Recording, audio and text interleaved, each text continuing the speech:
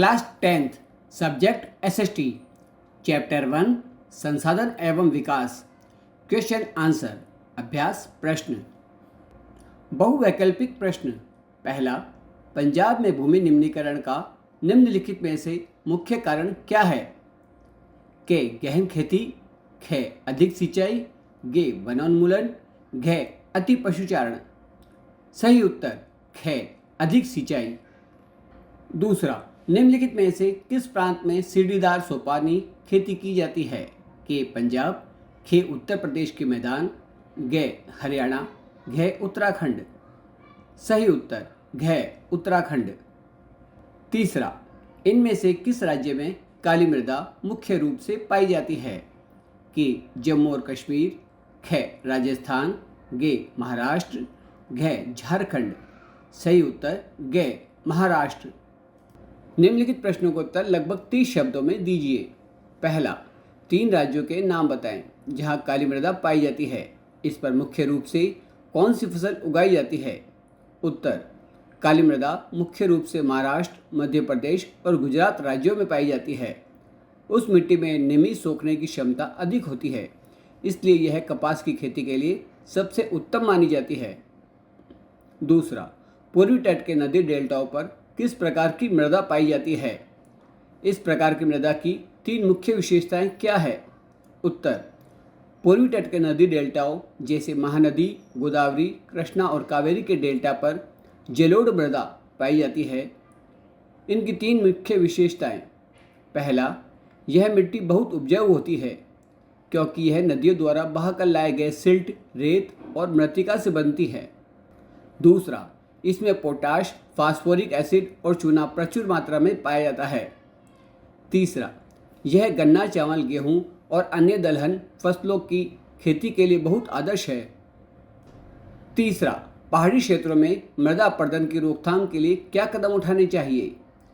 उत्तर, पहाड़ी क्षेत्रों में मिट्टी के कटाव, मृदा अपरदन को रोकने के लिए निम्नलिखित कदम उठाने चाहिए। पहला, सोपानी या सीढ़ीदार खेती। ढलानों पर सीढ़ियाँ बनाकर खेती करने से पानी का बहाव धीमा हो जाता है। दूसरा, समोच्च रेखीय जुताई। ढाल वाली भूमि पर ढलान के समानांतर जुताई करने से पानी के बहाव की गति कम होती है। तीसरा, पट्टी कृषि। फसलों के बीच में घास की पट्टियाँ उगाने से हवा और पानी के वेग से होने वाला कटाव रुकता है। निम्नलिखित प्रश्नों के उत्तर लगभग 120 शब्दों में दीजिए। पहला, भारत में भूमि उपयोग प्रारूप का वर्णन करें। वर्ष 1960-61 से वन के अंतर्गत क्षेत्र में महत्वपूर्ण वृद्धि नहीं हुई, इसका क्या कारण है? उत्तर, भारत में भूमि उपयोग प्रारूप। भारत में कुल भौगोलिक क्षेत्र 32.8 लाख वर्ग किलोमीटर का उपयोग विभिन्न कार्यों के लिए किया जाता है। इनमें से लगभग 54% हिस्से पर खेती, शुद्ध बोया गया क्षेत्र की जाती है। इसके अलावा कुछ हिस्सा वनों, चरागाहों, बंजर भूमि और गैर कृषि कार्यों के अंतर्गत आता है। भारत के अलग अलग राज्यों में खेती का प्रतिशत अलग है। जैसे पंजाब में 80% से अधिक भूमि पर खेती होती है, जबकि पूर्वोत्तर राज्यों में यह 10% से भी कम है। 1960-61 से वनों में महत्वपूर्ण वृद्धि न होने के कारण। पहला, बढ़ती जनसंख्या और कृषि का विस्तार। देश की बढ़ती आबादी के पेट भरने के लिए वनों को काटकर कृषि योग्य भूमि में बदला गया। दूसरा, औद्योगिकीकरण और शहरीकरण। कारखानों, बस्तियों, सड़कों और रेलवे लाइनों के निर्माण के लिए बड़े पैमाने पर पेड़ों की कटाई हुई। तीसरा, विकास परियोजनाएं।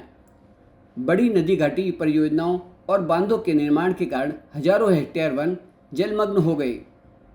चौथा, अति पशुचारण और ईंधन। जंगलों पर चारे और सूखी लकड़ियों के लिए अत्यधिक निर्भरता से वनों का विकास रुका। दूसरा, प्रौद्योगिकी और आर्थिक विकास के कारण संसाधनों का अधिक उपभोग कैसे हुआ है? उत्तर, तकनीकी प्रौद्योगिकी और आर्थिक प्रगति ने सीधे तौर पर संसाधनों के दोहन और उपभोग को बढ़ा दिया है, जिसके मुख्य कारण निम्नलिखित हैं। पहला, आधुनिक उपकरणों का विकास। उन्नत तकनीक के आने से अब उन संसाधनों को भी जमीन और समुद्र के भीतर से निकालना आसान हो गया है जो पहले पहुंच से बाहर थे, जैसे गहरे तेल के कुएं या खनिज। दूसरा, बड़े पैमाने पर उत्पादन। मशीनीकरण के कारण कारखानों में कच्चे माल जैसे कोयला, लोहा, पानी की खपत बहुत तेजी से बढ़ी है ताकि बाजार की मांग पूरी की जा सके। तीसरा, जीवन स्तर में सुधार, आर्थिक विकास। जैसे जैसे लोगों की आय और आर्थिक स्थिति सुधरी है, उनकी जीवन शैली बदल गई है।